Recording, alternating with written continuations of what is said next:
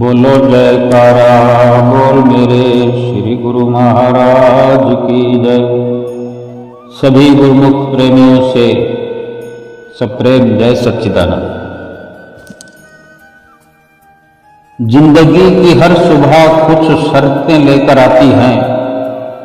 जिंदगी की हर सुबह कुछ शर्तें लेकर आती है और जिंदगी की हर शाम कुछ तजुर्बे देकर जाती है।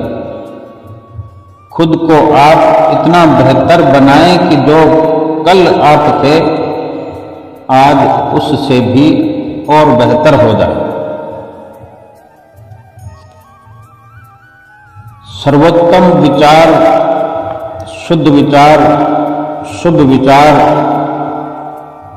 के साथ अपनी हर सुबह की शुरुआत होनी चाहिए।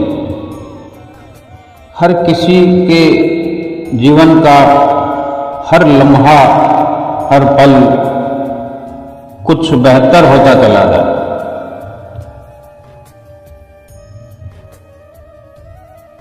जिंदगी तो बनाने से बनती है। ये मानकर चलना होगा कि जिंदगी अगर खूबसूरत ना होती, मनुष्य जीवन ये स्वर्णिम अवसर ना होता तो देवता भी इसकी याचना जो करते हैं, ये समझने की बात है कि ये मनुष्य जीवन कितनी कदर, कितनी कीमत की चीज है, जिसकी देवतागण भी याचना करते हैं, फरियाद करते हैं कि ये मनुष्य जीवन मिले। जीवन का हर पल जाते जाते कुछ तजुर्बा अवश्य देकर जाता है। अपने आप को जो बेहतर बनाना चाहता है, जिसने अपने आप को बेहतर देखना है, जिसका ध्यान है अपने बेहतर होने के लिए, जो प्रयासरत है, जो अपने जीवन पर नजर रखता है, जो अपनी हर आती और जाती श्वास पर नजर रखता है, अपने द्वारा होने वाले हर कर्म पर नजर रखता है, ये उसी के लिए संभव हो पाता है कि वो हर दिन अपने आप को बेहतर बनाता चला जाता है। जो अपनी मान्यता में उलझकर अपने मालिक, अपने प्रभु, अपने सतगुरु की मौज या प्रसन्नता को भुला दे और दूसरे के दुख का ध्यान न करे, फिर वो इस प्रकार की सफलताएं प्राप्त नहीं कर सकता और भगवान का वो भक्त भी नहीं कहला सकता। जिस सेवक ने सतगुरु के वचन भुला दिए, भगवान के वचन भुला दिए, भगवान का ध्यान भुला दिया और केवल वो चाहे कितनी भी दुनिया की बड़ाई प्राप्त कर ले, दुनिया का धन प्राप्त कर ले, प्रसन्नता उसे नहीं मिल सकती, सुकून नहीं मिल सकता, क्योंकि जो वास्तविक पूंजी है उसे तो गंवा रहा है, गंवा दिया है।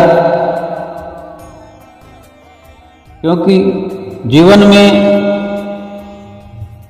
ये जो अनमोल जीवन है, इतनी कदर कीमत की वस्तु है, इस जीवन में वास्तविक पूंजी तो मालिक के, भगवान के, सतगुरु के वचन हैं, जो हमारे जीवन को बेहतर बना सकते हैं अगर उन वचनों पर अमल करें। जो भी इंसान अमल करता है उसकी वास्तविक पूंजी ये जो वचनों पर अमल करने से प्राप्त होती है, वो फिर बढ़ती जाती है। और जिसने सतगुरु के वचनों को माना ही नहीं कभी और याद भी नहीं रखा, जब कभी ऐसा अवसर प्राप्त होता है तो अवश्य सुनता है, लेकिन हमेशा की तरह भुला देता है। तो ये वास्तविक पूंजी है, ये सच्ची दौलत है। जिसने इसको गंवा दिया, फिर संसार की झूठी मान बढ़ाई, ये किसी काम नहीं आती। जिस पर सतगुरु की कृपा होती है उसे समय समय पर कभी प्रेम से और कभी ताड़ना के रूप में समझाते रहते हैं। जिस पर सतगुरु कृपा करते हैं उसको किसी न किसी प्रकार से भ्रम से निकालना चाहते हैं, माया के भ्रम से निकालना चाहते हैं, जो कि ये दुनिया की मान बढ़ाई, इसमें जीव लगा रहता है। इस मान बढ़ाई से निकालने के लिए कभी छोटे छोटे दुखों से भी गुजारते हैं अपने सेवकों को, कभी प्रेम से, कभी इस प्रकार की ताड़ना से उस स्वर्णिम अवसर तक पहुंचाते हैं।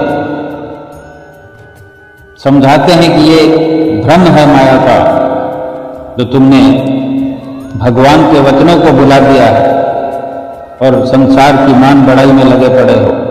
ये मायावी भ्रम है, संशय है, इससे सतर्क हो जाओ। फरमाते हैं कि अगर मान बढ़ाई चाहते हो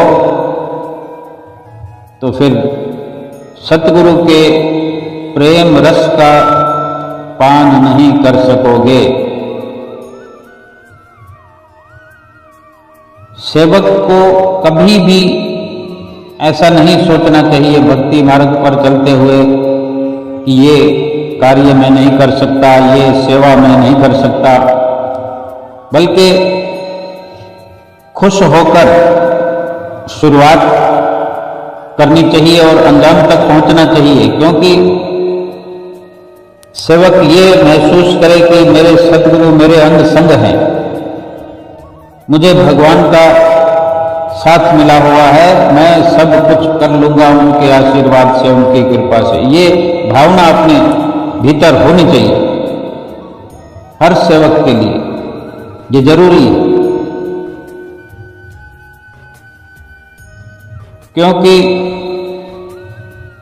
अगर ऐसा अवसर प्राप्त है कि जीवन में, इस अनमोल जीवन में सतगुरु का साथ मिल जाना बड़े भागों की निशानी है, बहुत ही स्वर्णिम अवसर ये मिला हुआ है। और फिर अपने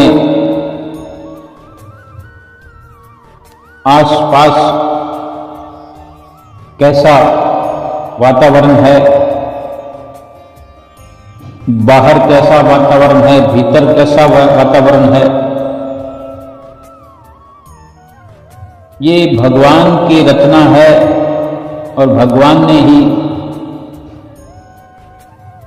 एक, अगर समझें तो भूल भुलैया में भी जीव को पहुंचा दिया। जैसे हमने सुना भी है कि दुनिया में ऐसी जगहें होती हैं जिनको भूल भुलैया के नाम से पहचाना जाता है कि अगर कोई नया व्यक्ति उस भूल भुलैया में, वहां ऐसे रास्ते होते हैं, ऐसा नक्शा होता है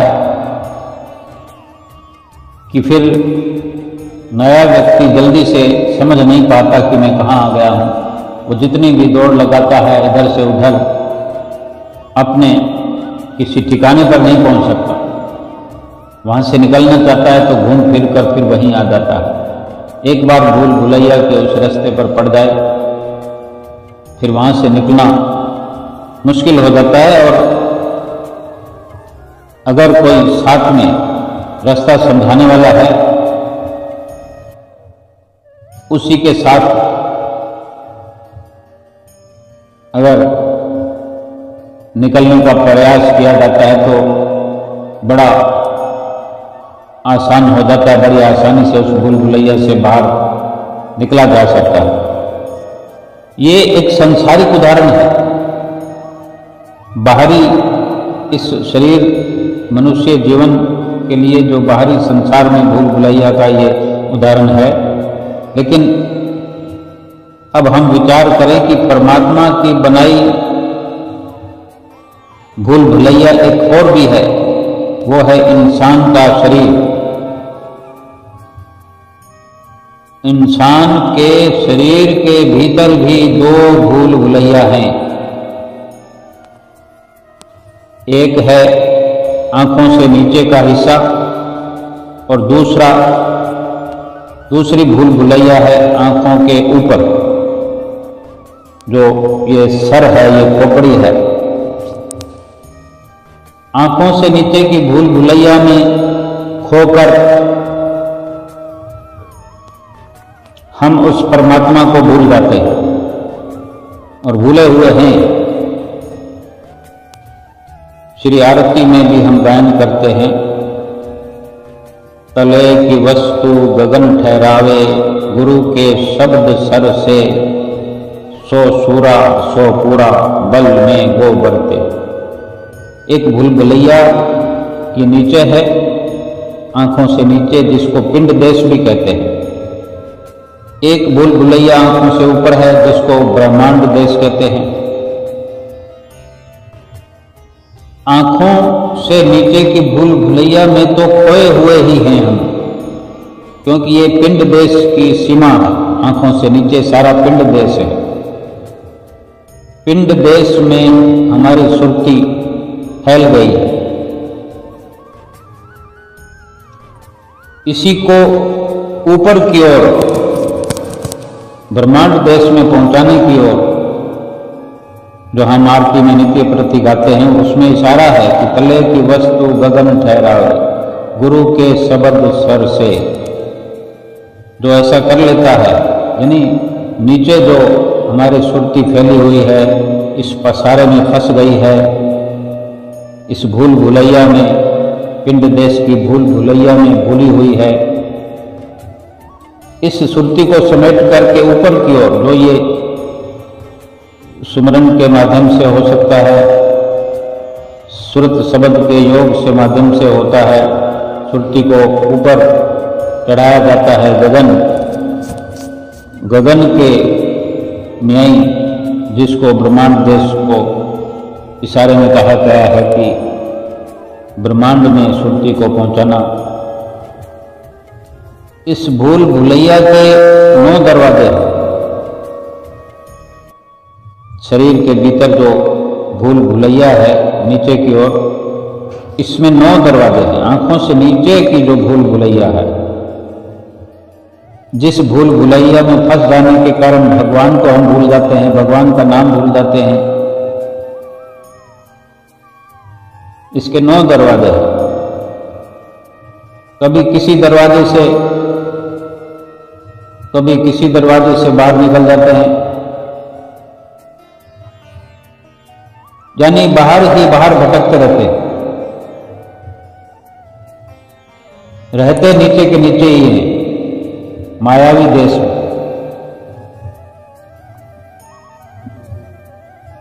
दूसरी भूल भुलैया जो आंखों से ऊपर है, जिसका रास्ता भी अंदर ही है और अंधेरा भी है, लेकिन इसका बाहर कोई दरवाजा नहीं है। बाकी जो 9 दरवाजे हैं नीचे की भूल भुलैया के, उसके सभी द्वार बाहर की ओर खुलते हैं। ये मायावी द्वार हैं, पिंड देश के बाहर हैं, द्वार हैं। और जो भीतर की भूल भुलैया है आंखों के ऊपर,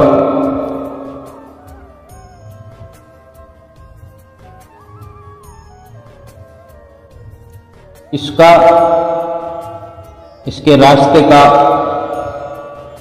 पता नहीं है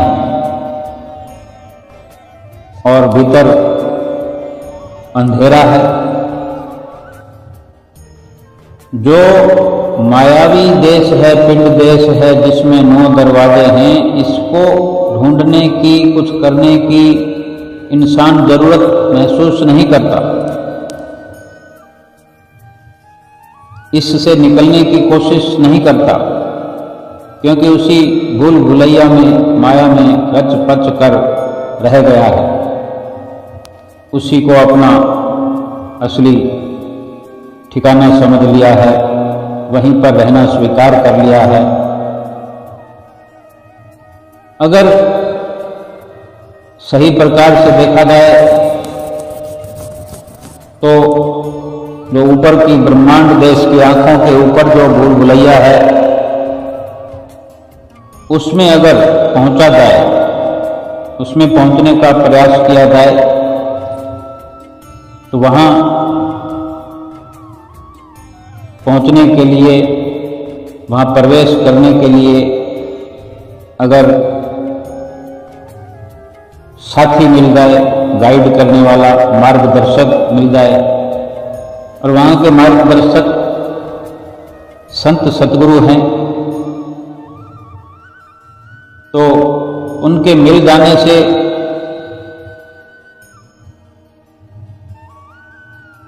फिर ठीक प्रकार से भीतर प्रवेश किया जा सकता है।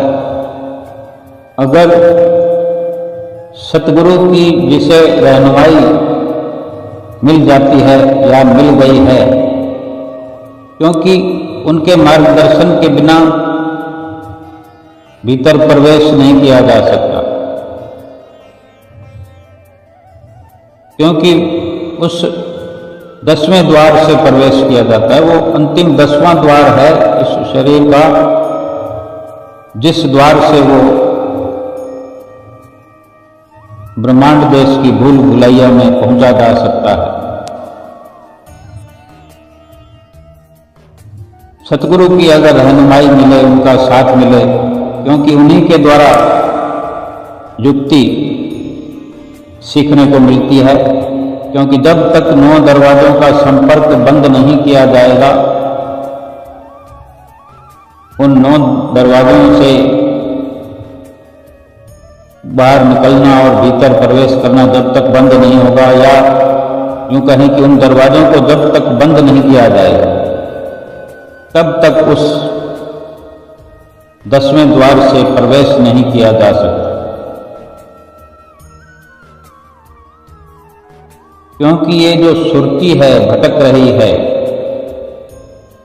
नीचे की भूल भुलैया में, जब तक इससे फारग नहीं होगी सुरती, तो उस 10वें द्वार का ना पता लगेगा, ना 10वें द्वार को खोलने का, ना भीतर प्रवेश करने का। और फिर इसी प्रकार इन्हीं 9 दरवाजों के दायरे में ही ये सुरती भटकती रहेगी। ये मनुष्य जीवन तो इन दरवाजों को बंद करते हुए इस 10वें द्वार को खोल करके भीतर प्रवेश करने के लिए मनुष्य जन्म मिला है। हमें चाहिए कि हमें अंदर प्रवेश तो करना ही है, क्योंकि मनुष्य जीवन की शूरवीरता तभी है, मनुष्य ये तभी शूरवीर कहलाएगा जब अपनी विजय पताका ऊपर की ओर ब्रह्मांड देश में, अपने निज देश में, निज घर में फहरा देगा। श्री आरती में जो वर्णन है कि तले की वस्तु गगन ठहरावे, गुरु के शब्द सर से, सो सूरा सो पूरा बल में वो बरते, कि वही शूरवीर है, वही फिर पूरन की ओर चलते हुए पूरन हो रहा है, हो जाएगा, मुकम्मल हो जाएगा, जिसने अपनी सुरती को नीचे से हटाकर पिंड देश से निकालकर ब्रह्मांड देश की ओर ऊपर 10वें द्वार के भीतर प्रवेश करवा दिया। ये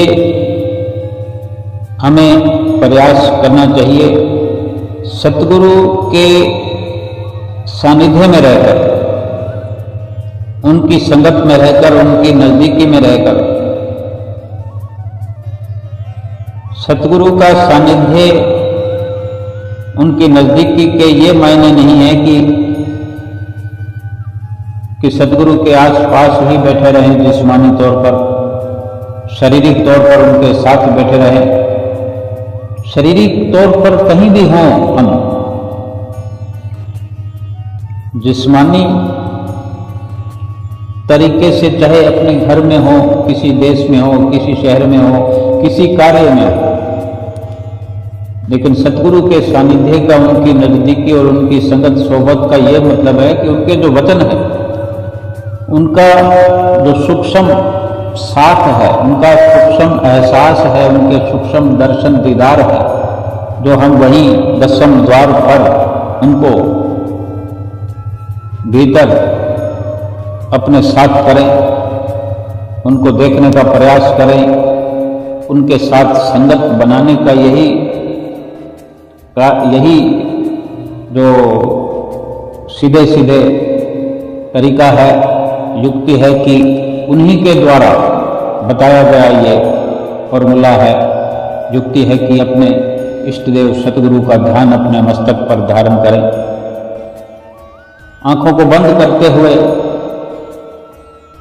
ये भी दरवाजे हैं जो कि बंद करने हैं, आंख, कान, मुंह, नाक, ये सब के सब जितने भी बाहरी भीतर द्वार हैं, ये सब बंद करने हैं। और 10वें द्वार में अपने सतगुरु की मौजूदगी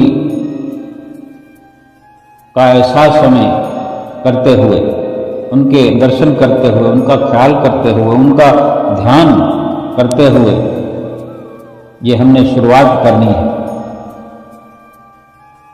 और इतना आसान भी नहीं है, वरना ये शब्द न लिखे होते कि 100 सूरा 100 पूरा, यानी वही सूरवीर है, वही परिपूर्ण है जो इस प्रकार का कार्य करता है। यानी सूरवीरता दिखानी पड़ेगी, क्योंकि वो द्वार जो है वो बंद है और बाकी के द्वार सब के सब खुले हैं। जो द्वार खुले हैं उनको बंद करना है और जो बंद है उसको खोलना है। अब तक जीव का 9 दरवाजों से ही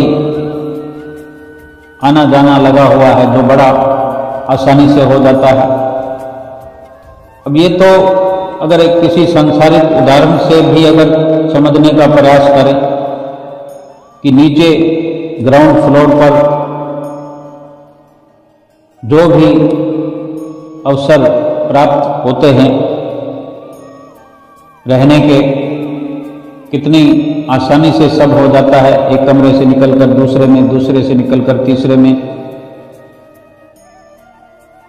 श्री आनंदपुर में भी हम जाते हैं। अपने घर का तो एग्जाम्पल तो दे सकते हैं, लेकिन श्री दरबार में बहुत खुला है।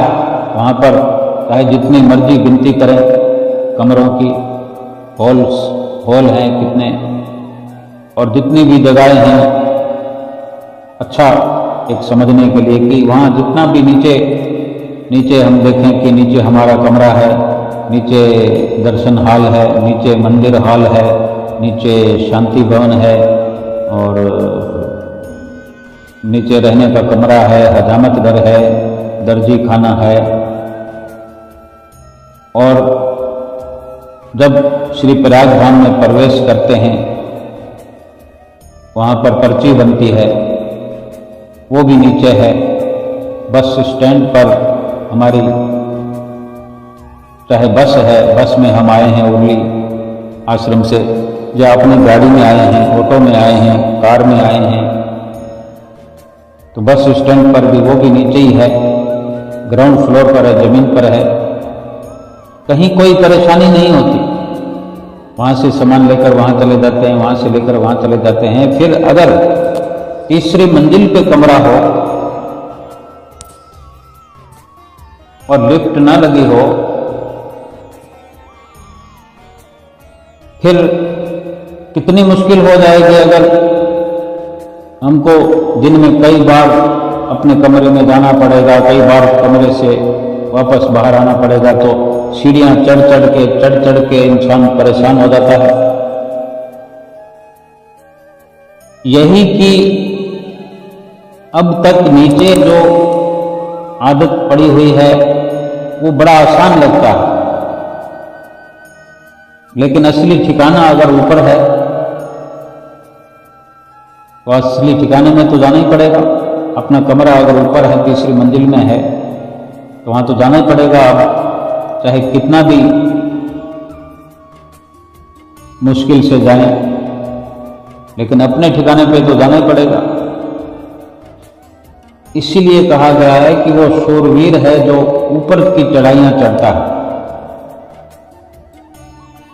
ये बाहरी उदाहरण का तो समाधान हो सकता है, ऊपर कमरा है उसका कमरा बदली करके नीचे किया जा सकता है, लेकिन शरीर के भीतर के इस नक्शे की बात करते हैं कि जो विधाता ने रच कर भेजा है कि 10वां द्वार जो है वो ऊपर है और इसी में आत्मा का असली ठिकाना है।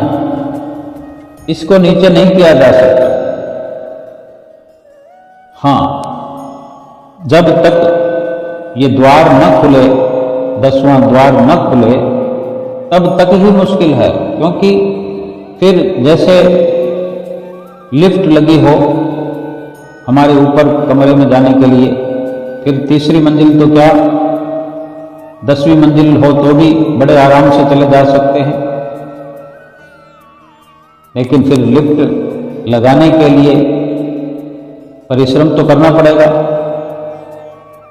जब तक नहीं लिफ्ट लग जाता, जब तक ऊपर जाने का इस प्रकार का आसान समाधान नहीं हो जाता, तब तक तो मेहनत करने की खास जरूरत रहेगी।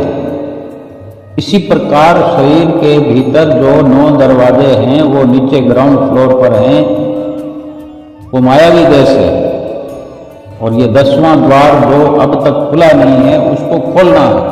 और उसको खोलने का तरीका जो है सतगुरु बताते हैं। ये कोई लकड़ी का दरवाजा नहीं है, कोई लोहे का दरवाजा नहीं है कि लोहे के दरवाजे को भी खोला जा सकता है, चाबी से खोला जा सकता है, कटर से काटा जा सकता है और छेनी हथौड़ी से भी तोड़ ताड़ करके प्रवेश किया जा सकता है। लेकिन ये जो भीतर का 10वां द्वार है, इसको खोलने का पता नहीं है कि कैसे खुलेगा। इसमें छेनी हथौड़ी की जरूरत नहीं है, कटर से काटने की जरूरत नहीं है, ताले चाबी की जरूरत नहीं है, लेकिन कुछ न कुछ कार्रवाई तो ऐसी ही है। अगर ताले चाबी से अगर हम समझने की कोशिश करें तो वो ताला चाबी का हमें ज्ञान नहीं है कि वहां जो ताला लगा है वो कैसा है, उसकी चाबी कैसी है, क्योंकि वो नीचे के दरवाजों से भिन्न है। अगर उसको काटना है कटर से तो वो भी अलग प्रकार का चाहिए। यानी ये युक्ति सतगुरु के द्वारा से मिलती है, मिल रही है, मिल चुकी है कि अपनी सुरती जो नीचे बिखरी हुई है उसको वहां ऊपर पहुंचाना है, प्रवेश करना है, उस दरवाजे से प्रवेश करना है, तो उस दरवाजे के पास पहुंचना तो पड़ेगा। पहुंचने के लिए सर्वप्रथम प्रयास करना यही है कि ये जो हमें सुमरन की विधि समझाते हैं कि शब्द और सूरत के योग से जो श्वासों का जो हमें सुमरन बताया जाता है कि नाम से जुड़ करके धीरे धीरे अपने श्वासों के द्वारा उस द्वार तक अपनी सुरती को पहुंचाएं। जिस सुरती को भीतर प्रवेश करवाना है तो उस दरवाजे तक तो पहुंचाना पड़ेगा, और इस प्रकार उस दरवाजे तक पहुंचकर सतगुरु ने जो ये नाम जपने की विधियां बताई हैं, तरीका बताया है कि इस प्रकार से नाम के निरंतर सुमरन से, नाम का सुमरन करते रहने से उसको एक चोट कह सकते हैं। उस दरवाजे को हर बार हर श्वास में नाम की चोट से खोला जा सकता है। वचन भी महापुरुषों के हम सुनते रहते हैं कि निरंतर अभ्यास करते रहने से ये सब संभव हो जाता है और इस प्रकार से सफलता प्राप्त होती है और ये इंसान, ये जीव शूरवीर कहलाता है, क्योंकि अपने मकसद में कामयाब हो जाता है। वरना अपनी मर्जी से तो फिर वो मायावी जो भूल भुलैया है उसमें ही भटके हुए हम पड़े रह जाएंगे। फिर हमें होश ही नहीं है। जब इस प्रकार का हमें ख्याल ही नहीं है कि क्या 10वां द्वार भी है, वहां भीतर प्रवेश भी करना है, जब इस प्रकार की सोच जागृत नहीं होगी तो फिर कैसे उन 9 दरवाजों की सीमा से, दायरे से निकल करके उनको हमेशा के लिए बंद करके 10वें द्वार तक कैसे पहुंचेंगे। और ये समझ तो तभी मिलेगी जब वक़्त के संत सतगुरु की शरण हासिल होगी, जो बता सकते हैं कि किस प्रकार 9 दरवाजों को बंद किया जाएगा, उन 9 दरवाजों से मुक्ति मिलेगी, किस प्रकार फिर उनसे किनारा करते हुए वहां जो सुरती रमी हुई है, फैली हुई है, रची पची हुई है, लिप्त है, कोई भी किसी प्रकार का आदि हो या कोई वस्तु ऐसी है जो कहीं जंग लगा हुआ हो, जमीन में धंस गई हो, उसको निकालना, अगर कोई भारी भरकम वस्तु है तो उसको निकालना कितना मुश्किल का काम है। लेकिन जिसने ये प्रण कर लिया हो कि इसको निकालना ही है, ये बड़ी कीमत की चीज है, इसको यहां नहीं होना चाहिए, यहां पर पड़ी सड़ रही है ये वस्तु, जंग लग रहा है, अगर यहां से निकल करके अपने असली ठिकाने पर पहुंचे तो इस कितनी कदर होगी, कितनी इसकी कीमत होगी। इस प्रकार से ख्याल करते हुए अगर प्रयास शुरू कर दिया जाए किसी विचारवान के सौजन्य से, उसकी समझबूझ से, उसके मार्गदर्शन से, किन किन औजारों की जरूरत होती है, किन औजारों की जरूरत पड़ेगी, वो सब प्रयास करते हुए अगर उस वस्तु को वहां से निकाला जाएगा तो तभी ये शूरवीरता का कार्य कहलाएगा। मुश्किल कार्य करने के लिए ही एक अच्छी लाभदायक प्रगति होती है, तरक्की होती है, उन्नति होती है।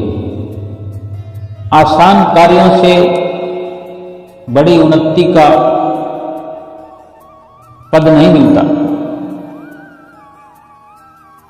आसान कार्यों से इस प्रकार लिप्तता हो जाती है, आदि हो जाता है, उसमें फंस करके गलतान हो जाता है इंसान, फिर कुछ करने की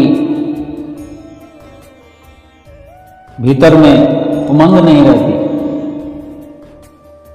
या यूं कहें कि आलस, गफलत, ये सब घेरे हुए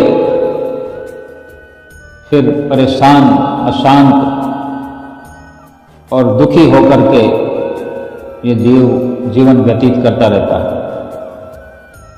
इसलिए वक़्त के संत महापुरुष हमारी इस प्रकार की हालत को देखते हुए, दुविधा को देखते हुए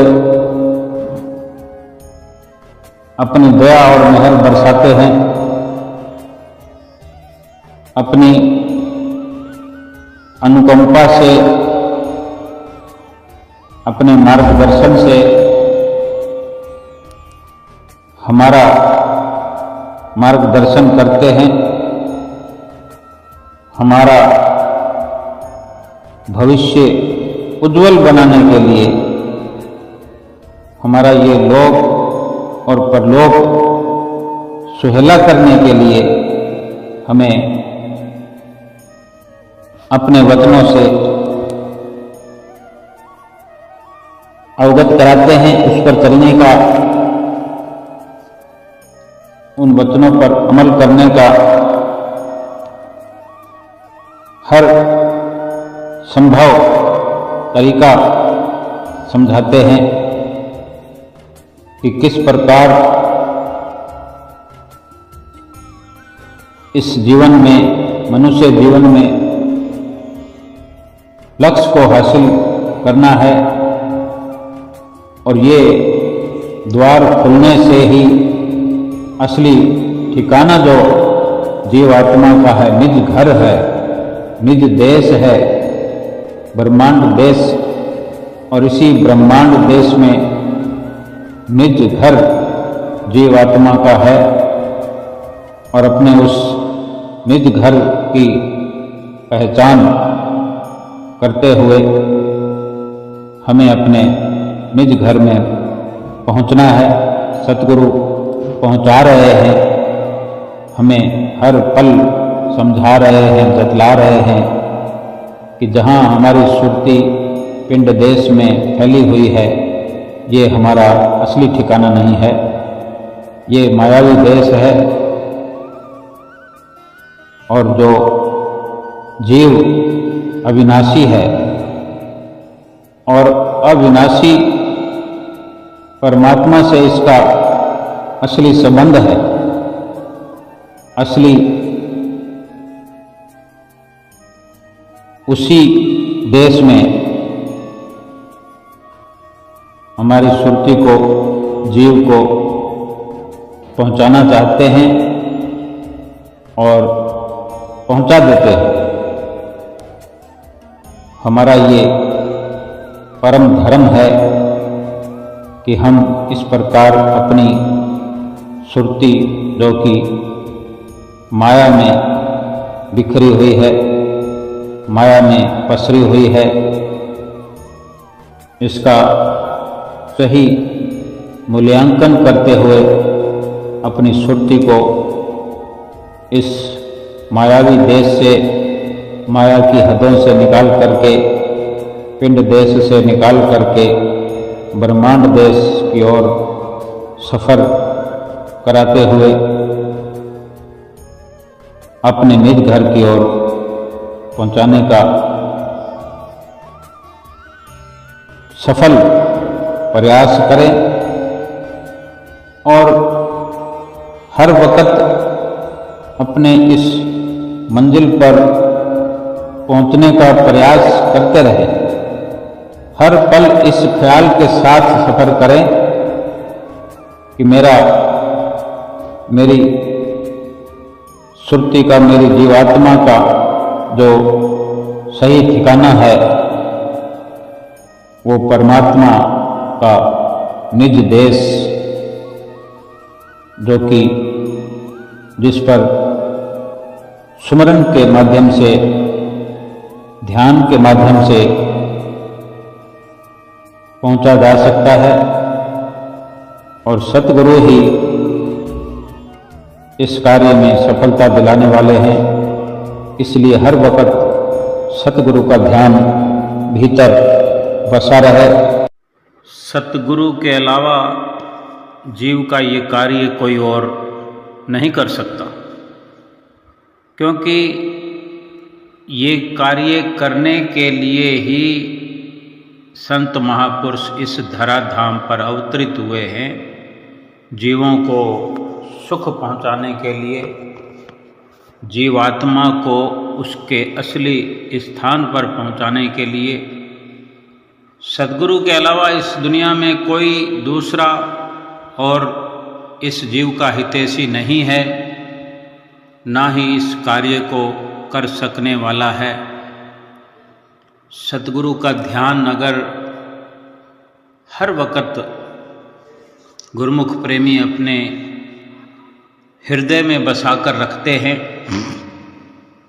आँखों में भी उनका तस्वर बसाए रहते हैं, अपनी चितवन में,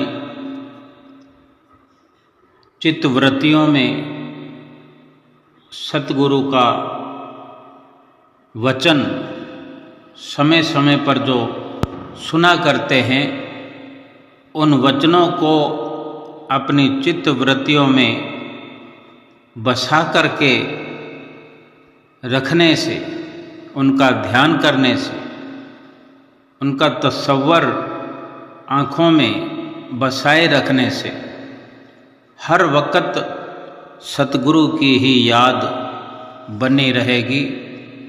अन्यथा ये जीव बार बार भूल जाता है, संसार का ध्यान करने लगता है, संसार को याद करने लगता है, संसार के लोगों को, संसार के सामानों को, संसार की रचना को ही सब कुछ समझ करके उसी में रच पच जाता है और उसी लगन में, संसार की ही लगन में उस मालिक के कुल को भूल जाता है, परमात्मा को भूल जाता है, उसके वचनों को भूल जाता है। उसकी याद जब दिल में नहीं रहती, उसका ख्याल नहीं रहता, उसके ध्यान से दूर होता चला जाता है, तो ये जीव आत्मा जो परमात्मा से मिलने के लिए बेचैन है, फिर ये काम जो है अधूरा रह जाता है, रुक जाता है। अगर सतगुरु की शरण हासिल कर ली है, ये समझ लिया है कि जीवात्मा को परमात्मा से मिलाने के लिए, जीवात्मा को अपने असली घर में पहुंचाने के लिए, मंजिल पर पहुंचाने के लिए ये जन्म मिला है, और इसकी जो सहायता करने के लिए जीव की सतगुरु इस दुनिया में केवल आए हैं, और उन्हीं सतगुरु की शरण को हासिल कर चुके। इसके बाद में भी अगर सतगुरु का ध्यान करना भूल जाएं, सतगुरु के वचनों को भुला दें, तो फिर संसार की याद तो आएगी, क्योंकि किसी न किसी की याद तो हर वक्त बनी रहती है। किसी न किसी ख्याल को अपने भीतर उठता हुआ ये जीव हर वक्त, हर पल, हर घड़ी देखता है। जिनसे मिलता है, जिनके साथ रहता है, जिनसे बोलचाल करता है, जिनसे व्यवहार करता है, वही तो फिर याद आते हैं, उन्हीं का ही ध्यान बसा रहता है। लेकिन जो भागों से सतगुरु की शरण में आ गए हैं और सतगुरु की शरण संगति में रहकर, उनके सत्संग में बैठ कर के, उनकी सोहबत में रह के, जो बार बार सतगुरु महापुरुष फरमाते हैं कि इन्हीं आँखों से जो सतगुरु का ध्यान गुरुमुख प्रेमी करते हैं, वो केवल आँखों से ही नहीं, आँखों से दर्शन ध्यान करते हुए सतगुरु के नूरानी स्वरूप को अपने दिल में बसा लेना है। क्योंकि जब श्री दर्शन करने के लिए गुरुमुख प्रेमी श्री दरबार में, श्री चरनार में पहुँचे होते हैं, कुछ दिनों का ही अवसर प्राप्त हो पाता है श्री दर्शनों का, और जब वहाँ से प्रस्थान करते हैं गुरुमुख प्रेमी अपने घरों को, तब अगर अपने हृदय में सतगुरु को बसाया होगा, सतगुरु का नूरानी स्वरूप इस प्रकार से आँखों के रास्ते अपने दिल में बसाया होगा, दिल में समाया होगा, तभी तो उठते बैठते, काम धंधा करते, घर परिवार में रहते, दुकानदारी करते हुए, नौकरी पेशा करते हुए भी उन लम्हों को, उन यादों को फिर बार बार अपने मस्तक पटल पर ला ला करके एक रील की तरह चलता हुआ देखते रहने से फिर संसार के ख्याल हृदय के अंदर प्रवेश नहीं करेंगे। संसार की झूठी मोहब्बत दिल में नहीं बसेगी। सतगुरु के वचन बार बार उस चलती हुई रील से सुनाई देने लगेंगे। और जब जब भी एकांत में बैठने का प्रयास करेंगे, सुमरन करेंगे, आरती पूजा करेंगे, नित्य नियमों की पालना करते हुए भजन सुमरन में जब बैठेंगे तो बड़ी आसानी से ध्यान जुड़ने लगेगा, सुमरन में आनंद आने लगेगा। इसीलिए महापुरुष बार बार फरमाते हैं कि सतगुरु का ध्यान करो, सतगुरु का ही दर्शन दिल में बसाओ, ताकि संसार के झूठे नक्शों को, संसार की झूठी फिल्म को, संसार के विचार, संसार के विकार दिल में न बस सके। जो गुरुमुख प्रेमी सतगुरु के इन वचनों का पालन करते हैं, सतगुरु के ध्यान को, तसव्वुर को अपने दिल में बसाते हैं, जब दर्शन करते हैं तो ढेर सारा सतगुरु का बख्शा हुआ आशीर्वाद, सतगुरु का सच्चा प्यार सच्चे भाव से, श्रद्धा से अपने हृदय के अंदर भर लेते हैं। और फिर 24 घंटे, हर पल, हर घड़ी, दिन हो, रात हो, नींद में हों, जगे हुए हों, कुछ भी करते हों, कैसी भी अवस्था हो, कैसे भी हालात हों, फिर सतगुरु के दर्शन को भुला नहीं सकते। चाह कर भी सतगुरु के ध्यान से अलग नहीं हो सकते। तभी गुरुमुख प्रेमी अपने जीव आत्मा को अपने निज देश में पहुंचा सकते हैं। जिसको सतगुरु की शरण मिल गई है, वो भला क्यों सतगुरु के ध्यान को भुलाए, क्यों ना बार बार सतगुरु के ध्यान को अपने हृदय में पहले से अधिक बढ़ाता चला जाए। लाभ वाली वस्तु को क्या कोई भुलाता है? और जिसको सतगुरु मिल गए हों, वक़्त के संत महापुरुष मिल गए हों, जिन पर इतनी रहमत हुई हो, वो कितना सौभाग्यशाली है। वो क्यों ऐसा कार्य करेगा कि वो भूल से भी सतगुरु को भूल जाए। और यही जीव के मकसद की कामयाबी का एक जरिया है। सतगुरु का ध्यान, सतगुरु के वचन, सतगुरु की जो वचनावली है, उनके जो उच्चारण किए शब्द हैं, मुखारविंद से फरमाए वचन थोड़ी देर के लिए ही होते हैं। केवल हुक्मनामा मात्र जो देते हैं रोज़ के रोज़, जितने दिनों का भी अवसर मिलता है सुनने का ऐसा, उतने में ही ये जीव आत्मा गद गद प्रसन्न हो जाती है। और फिर बार बार सतगुरु के इन अमृत तुल्य वचनों को याद करते हुए ये जीव धन्य होता रहता है, अपने आप को हर पल कृत्य करता रहता है।